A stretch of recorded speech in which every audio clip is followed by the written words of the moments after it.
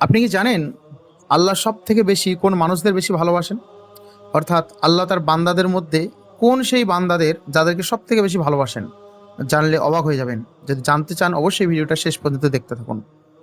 পবিত্র কোরআন ও হাদিসের বর্ণনা অনুযায়ী আল্লাহ সুবহানাহু ওয়া তাআলা সেই সমস্ত ব্যক্তিদের সবচেয়ে বেশি ভালোবাসেন যারা ভুল করার পর তওবা করে আল্লাহর কাছে ফিরে আসে, এবং তারপরে সেই সমস্ত ব্যক্তিদের যারা পবিত্রতা অবলম্বন করে, এবং তারপরে সেই সমস্ত ব্যক্তিদের যারা ধৈর্য ধারণ করে, এবং তারপর সেই সমস্ত ব্যক্তিদের যারা প্রতিটা ক্ষেত্রে আল্লাহর উপর ভরসা রাখে। তাহলে আমরা জেনে গেলাম যে আল্লাহ সর্বপ্রথম তওবাকারীদের সবচেয়ে বেশি ভালোবাসেন। তাই ভয় পাবেন না, যখন কোনো গুনাহ করে ফেলবেন, যত বড়ই গুনাহ হোক না কেন, আল্লাহর কাছে ফিরে আসুন, আল্লাহর কাছে তওবা করুন, এবং আল্লাহ অবশ্যই আমাদেরকে ক্ষমা করে দেবেন এবং আমাদেরকে আল্লাহ সবচেয়ে বেশি ভালোবাসবেন।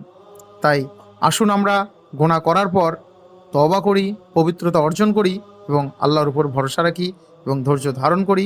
আল্লাহ সুবহানাহু ওয়া তাআলা আমাদেরকে তার এই পথে কবুল করে নিন। আমিন।